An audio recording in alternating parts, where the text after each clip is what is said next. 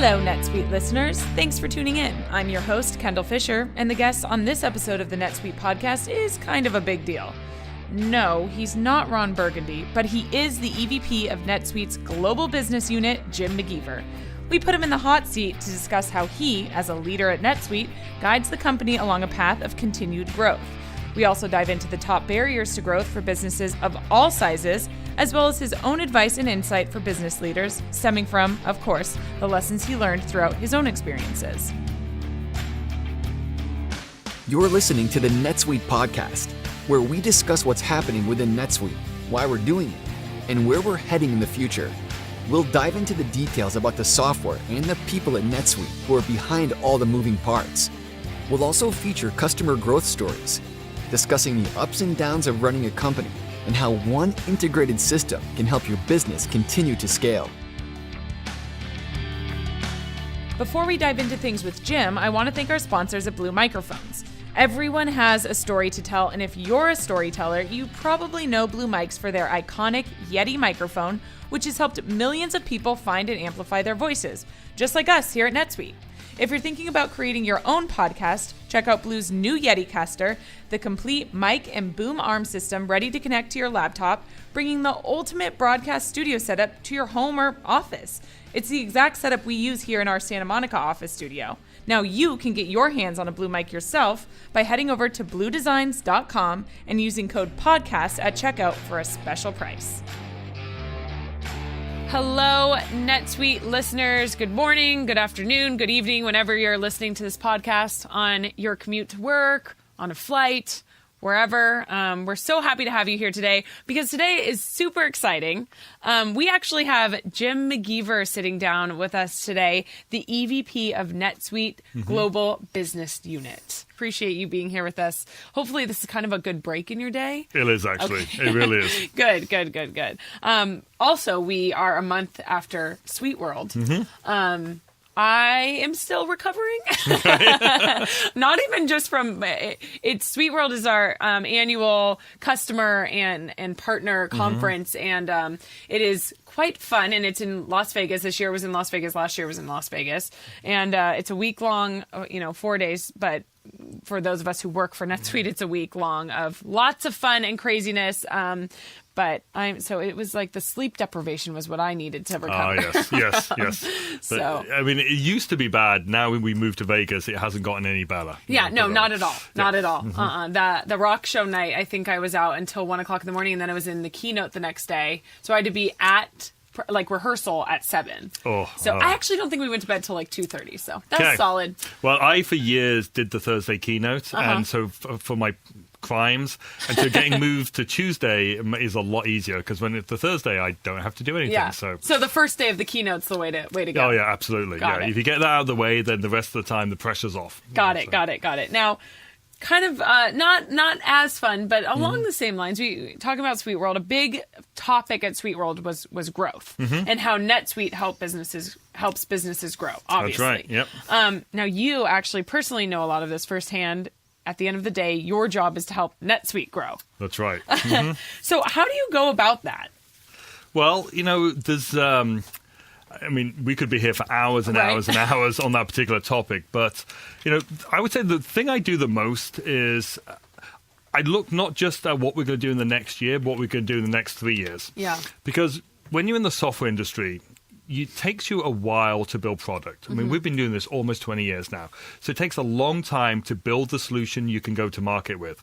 And so to move the needle on building new solutions or entering new verticals or new markets takes 2 or 3 years. But to do it, you have to start now. So there's what you do this month and this day to close business, to hit the current targets you've got. But mostly what I have to focus on is what's going to change over the next 2 to 3 years. Wow. Because you can... just hiring more salespeople will only get you so far. You have to go into new markets, new industries, etc. And so that takes a while. To hire a salesperson takes 3 months. Right. To get them productive takes 9 months. So even if you have the product, it's a year before you've got people who can sell it. Wow. And so you always have to be looking well ahead.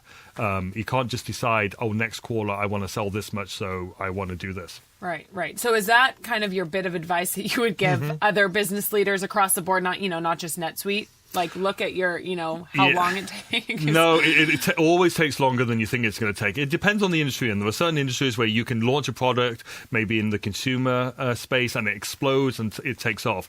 In B2B, when you're selling to businesses, it doesn't generally happen that way. Yeah. It's you build the product, you build the sales team, you build the support and the services.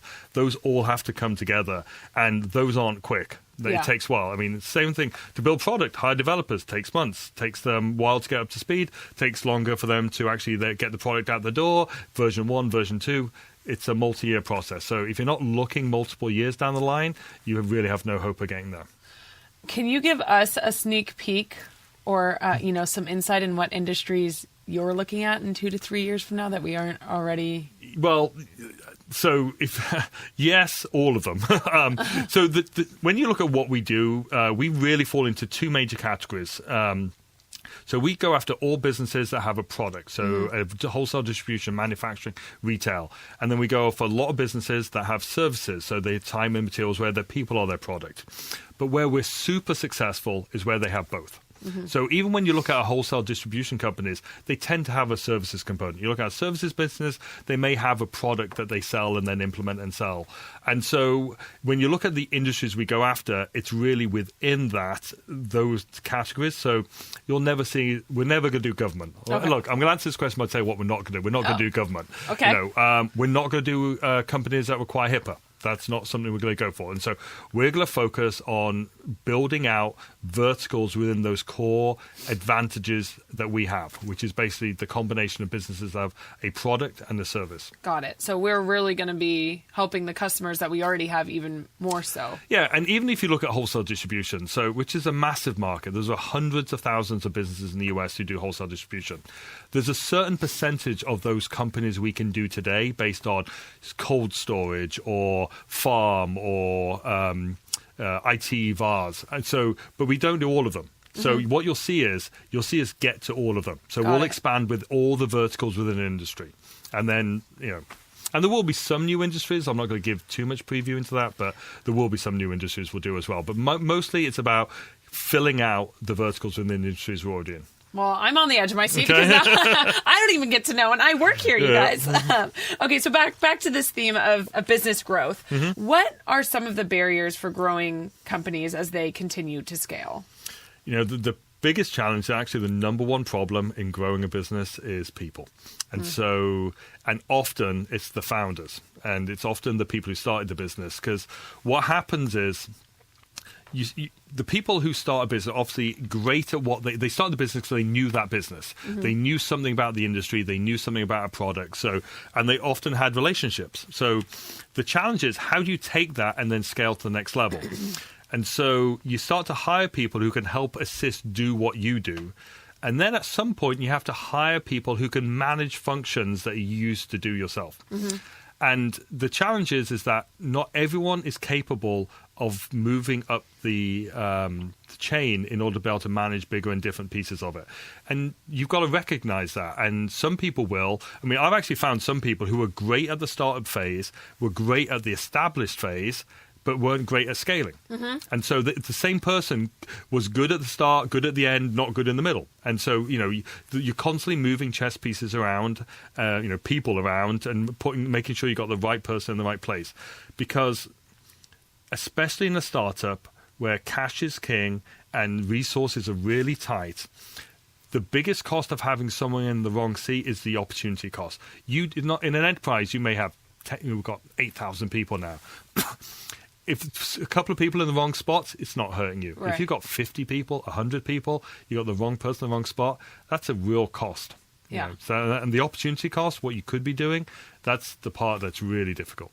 And when I hear you say this, I automatically start thinking, obviously, I'm fairly new. And for our listeners who have listened before or have read anything about NetSuite or been on our blog, I'm new, 2 months or so. Yep. And so when I hear you talk about this, I automatically think of Evan and starting this.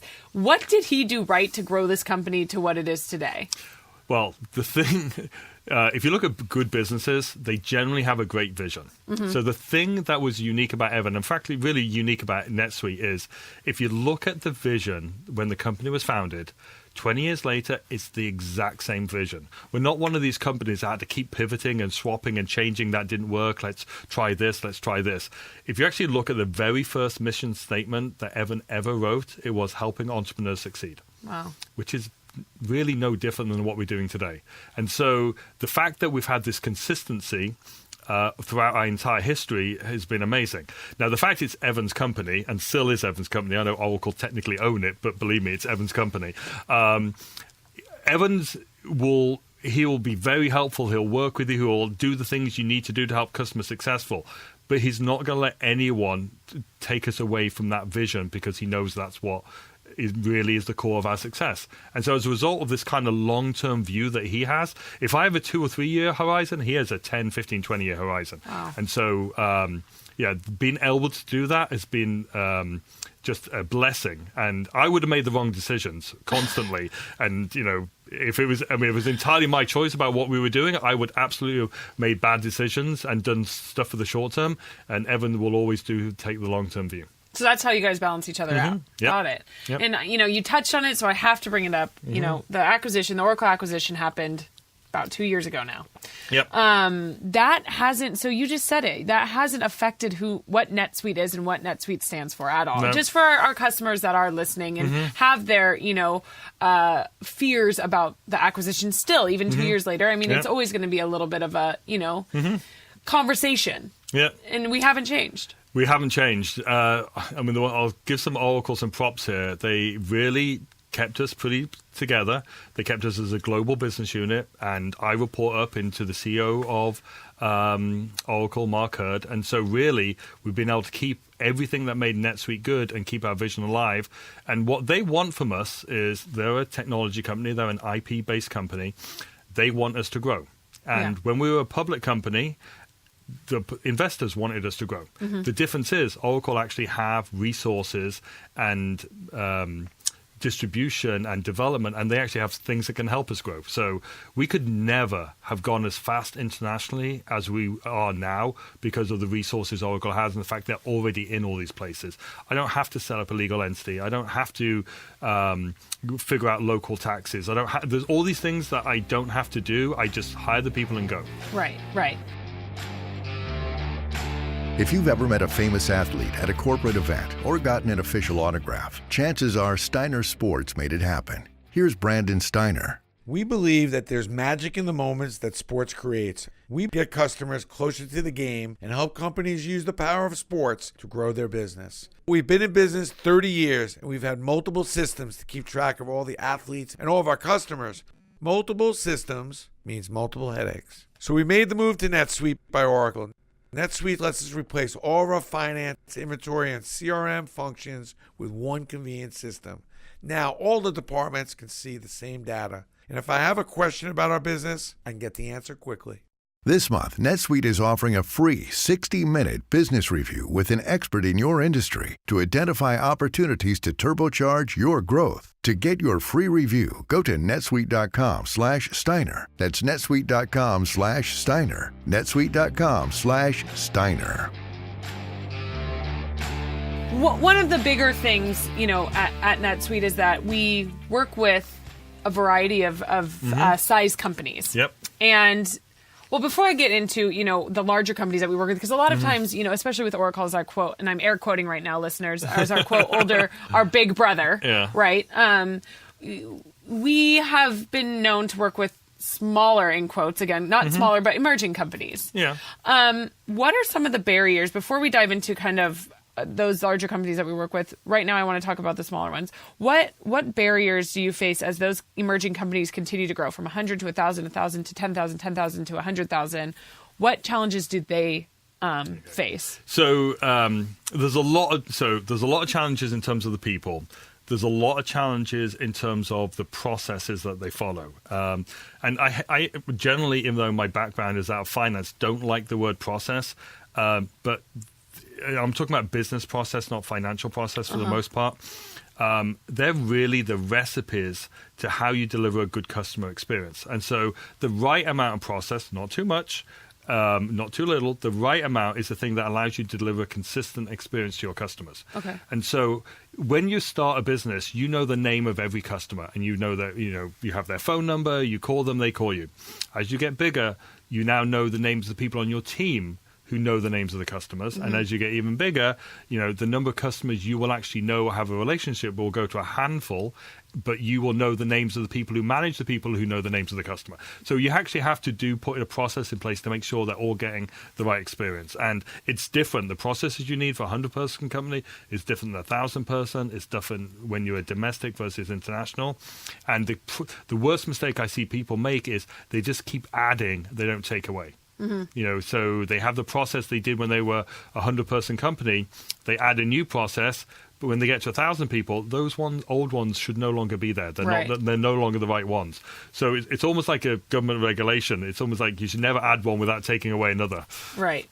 And how does NetSuite fit into this whole kind of equation? So what we've done, we've been around almost 20 years now. So we've helped a lot of growing companies. And so pretty much every fast-growing company that goes public is a NetSuite customer. We have a ridiculous market share, something like 60-70% of all the companies that go public, technology or VC-backed companies, are NetSuite customers. So we're used to dealing with these companies who they had 10 people when we got hold of them, and we've started working with them, and now they're at 10,000. Right. And so we've seen them go through all these scales, and what we learned over time is people would come to us, say, I have this problem, and we'd solve that problem for them. And then they get bigger. I said, now I have this problem. And usually when you're growing really fast, you have lots and lots of problems. You're playing whack-a-mole. So you end up playing whack-a-mole, and by the time you get to 10,000, you've ended up with a solution that is not a great fit for your business. It's not particularly efficient. And what we realized is that we needed to change the way we delivered to our customers and built in all our experience of working with these growing companies and deliver it in a way that people could consume easily. So instead of them saying, I have this problem, can you solve it? We go to them, you're going to have this problem. Let me tell you how to solve it before you get there, and we can plan it, and so it's not always a firefighting exercise. So we came up with this thing called Suite Success a couple of years ago. It was packaging all our best practices and all our ideas about how to run a business by vertical, really specific verticals in some cases. And we also created it as a stairway. So step one on the stairway is establish, get your base financials in order. Step two is, as you're getting bigger, you now may need to go to omni-channel and human resources. Step three is now you can do more analytics and marketing. And so we built this out pre-packaged so that we can start people where they are on the stairway and continuing to work with them as they move them up the stairway. And it doesn't just mean that we're starting with only, the 10 or less person company. We can start. You can start in the middle of the stairway. You can with NetSuite. It doesn't have to be. Absolutely. Yeah. I mean, Google uses Suite Success. Wow. So, I mean, it's not really based on the size of the company, and they love it. Right. So, we built for them a combination of our experience and their experience, the Suite Success version for Google. Yeah. And whenever they have one of their bets under Alphabet and they roll it out in NetSuite. And so, yeah, and they love it. And it's having gone through traditional enterprise methodologies, we get, they love this. So wow. Yeah, it works for any size company. Can you give us a few more examples of the larger companies that we work with, to kind of establish that is, Yeah. Well, no, so there's many. So we talked about Google. Obviously, we do a lot of work there. We have implementations of NetSuite at something like 50 of the top of the Fortune 100. So there's lots of very, very large enterprise companies that use NetSuite in some small divisions and what we call this two-tier methodology. But, so for example, the world's largest carpet manufacturer, Shaw Industries, it's a Berkshire Hathaway company, so one of the biggest companies in the world. Wow. They use us for all their international operation manufacturing. Wow. And so, and I mean, the metrics and numbers about how many square feet of carpets and hardwood floors that they make is mind-boggling. But when they went to China and opened a 200,000 square foot facility in China to make carpets for the Chinese market, they picked NetSuite, and we run that operation. And when they go to India, they pick NetSuite. And so, we deal, in the US, they already had established systems, and over time, who knows, maybe we'll replace them there. But right now, we deal with all their international growth. And actually, that's what a lot of the time you see with large enterprises. They use us in a piece of their business, in a two-tier manner, or in their international operations. Okay. American Express Travel Service is another example. Wow. They use us to run all their financials globally and 60 different countries around the world. So we've got lots of examples of this.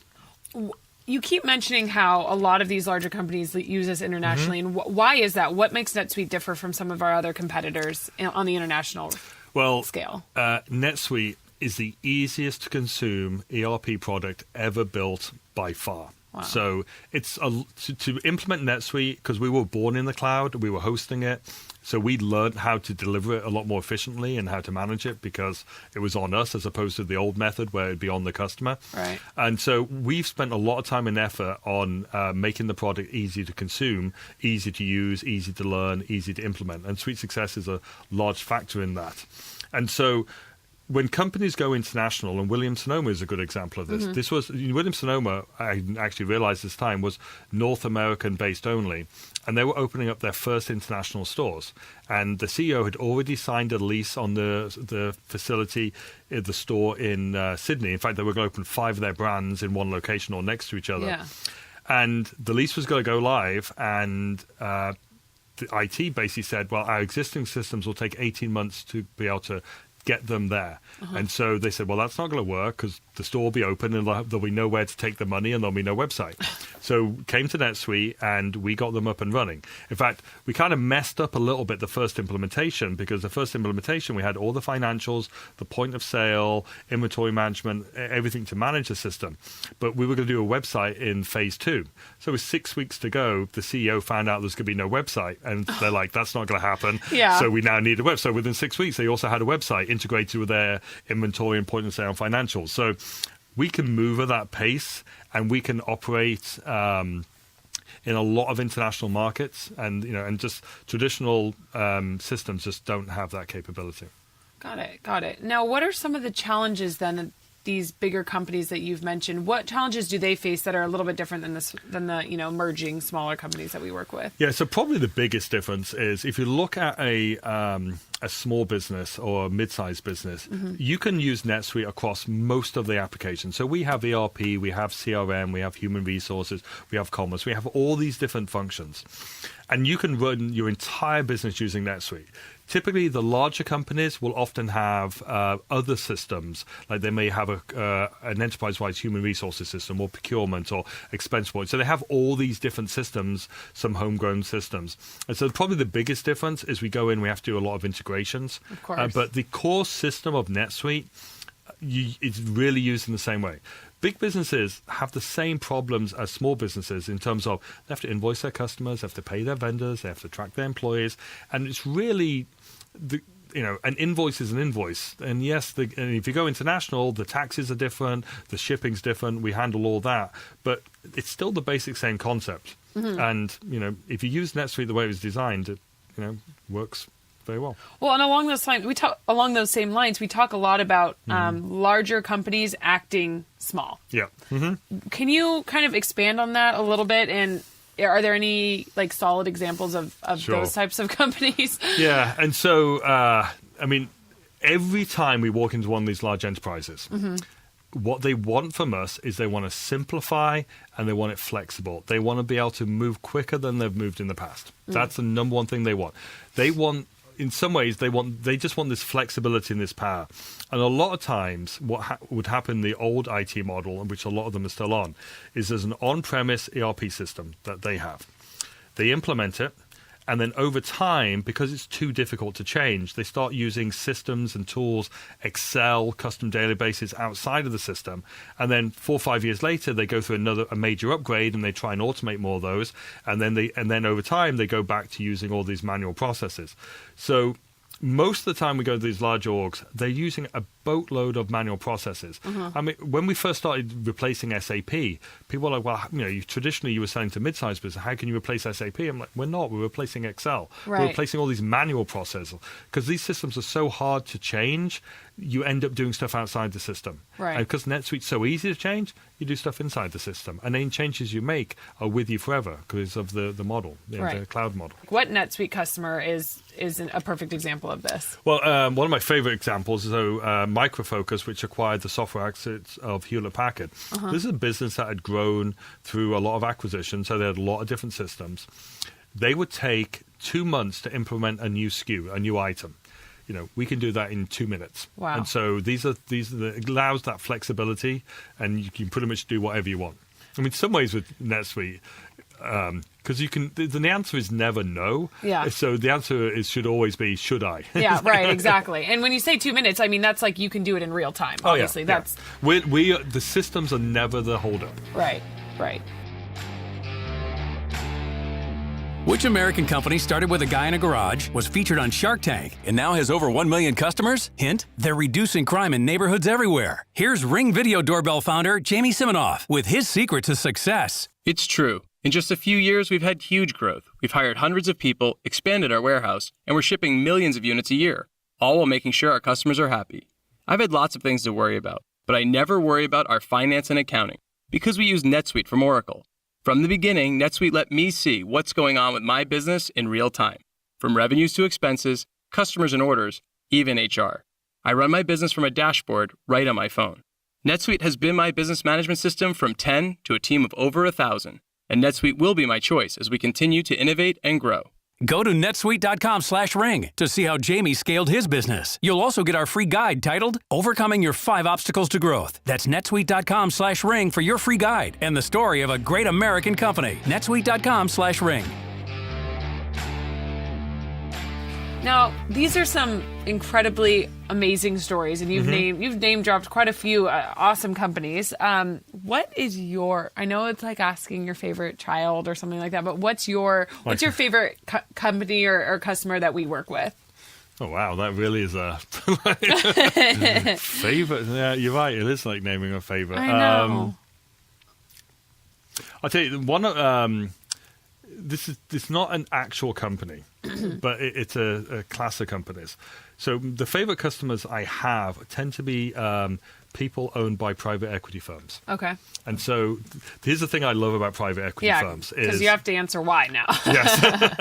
Well, because what they do is a private equity firm buys a business, often a spin out from a larger organization.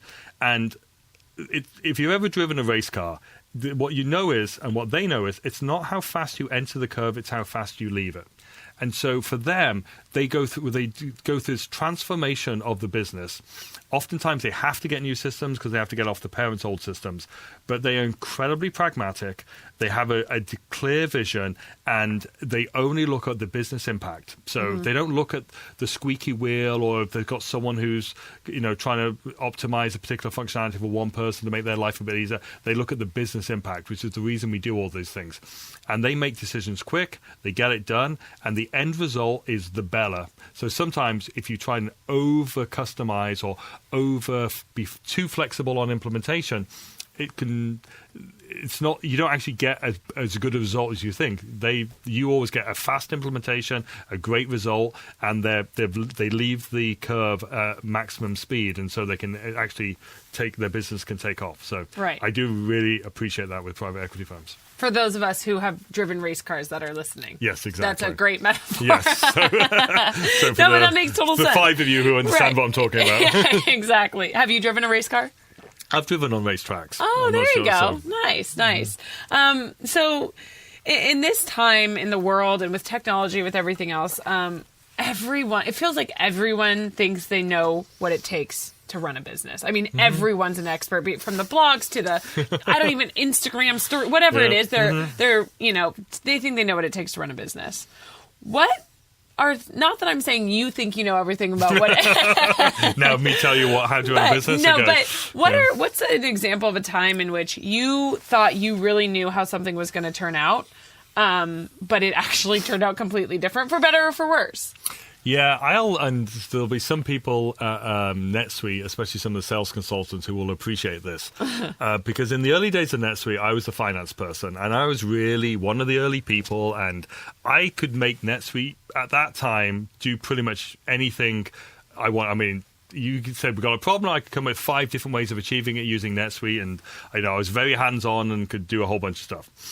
And so whenever I would be talking to a customer or prospect, I would absolutely do this. The answer for me was never no. There was always a way. And what I've learned is actually that was not the right approach. Is that no is actually a very powerful word, and doing exactly what the customer asks you to do is often the way to get yourself into big trouble. The way the right thing is, because we do this all day long, every day, and most customers who are buying an ERP system may do it once or twice in their life. The right thing is to work as a partner and us to say, here's what we think you should do. Tell me why that won't work. And if the answer is, no, that works fine, great, we'll do that. And if it won't work, then let's just focus on that reason and not reinvent the wheel. Got it. And so I was always the yes person, and now I'm always the, no, you tell me no. So taking yourself out of the position of the EVP of NetSuite, Okay. can you give our listeners who are an emerging company, when they're looking into their ERP software, what they really need to be thinking about? Okay. So you should only buy in the cloud, and you should only buy software as a service in the cloud. And it doesn't matter which application it is, whether you're human resources or CRM or ERP, it doesn't matter. Don't ever buy a server, and don't ever buy from someone who's just buying a server on your behalf and hosting it somewhere else. That's not true cloud. The thing you've got to look for is make sure that every single, whichever provider you're talking to, and it should be NetSuite, whichever provider you're talking to, only has one version of the code. So there's a lot of confusion about fake cloud confusion, multi-tenant, single-tenant. The thing that makes all the difference is there's only every single customer of that vendor uses the same version of the code. Because the second they use multiple versions of the code, that means you're into the world of patching. Not everyone's upgraded at the same time. They don't know how to migrate everyone at the same time. All the investment that goes into the new features are not available to you because you have to do upgrades. Right. And your customizations won't come with. There's a whole, it's basically, you pick up, the only difference you pick up from the old way is instead of the server sitting in your data room, it sits in someone else's data room. Yeah. So that's the absolute crucial thing. And the goal should be, I'd like to say you should only ever buy one system. In fact, our logo years ago tagline was one system, no limits. And, and that's true for some companies, but for most companies, they're going to have more than one, as few as possible. And think about how you solve the business problem, not how you run a department. Got it. That's absolutely crucial. So your customers do not care what system you use. They expect a certain level of interaction, a certain level of experience, and that's what you need to start with and deliver that. So if you've got someone who wants to buy some tools to run your marketing department, someone wants to buy some tools to run your sales department, someone wants to buy tools to run your customer service, and someone wants to buy... So they have the tool. Maybe they have the tool that's right for them, but I can guarantee you they won't all talk together and it won't be right for your customer. So you should start with, what does your customer need? Yeah. That's the starting point. And I love that because that's what NetSuite is. We start with what our customer needs, right? Yep. And I love that parallels with our own customers, who are looking at their customer base. So, Right. As we talked about earlier, we're heading into fiscal year 19. What are some things we should all look out for over the next 12 months?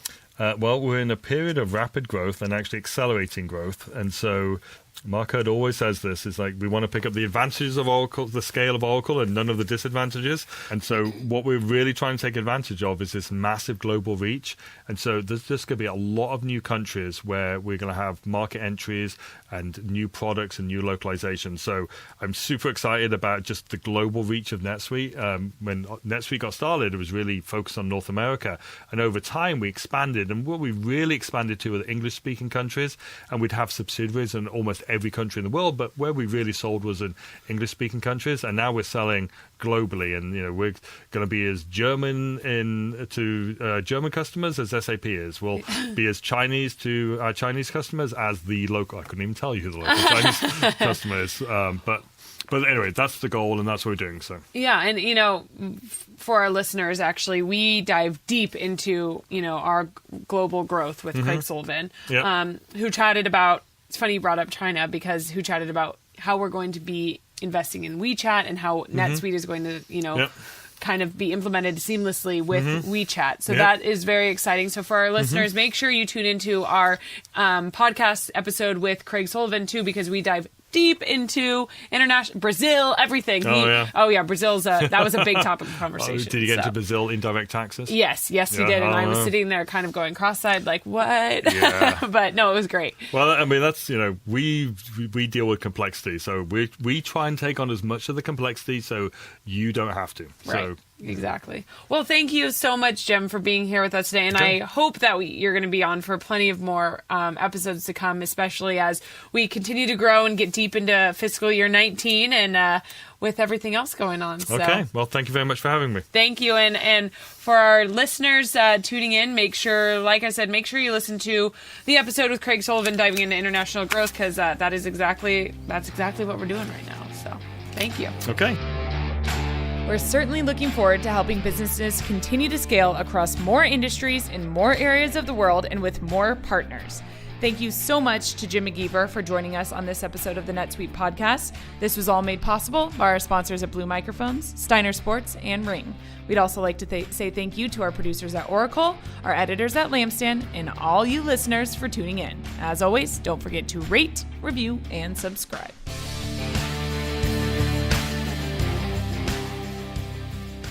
You just listened to the NetSuite podcast. Be sure to tune in every week with more NetSuite developments, stories, and insights into the benefits of one integrated system to help you run your business.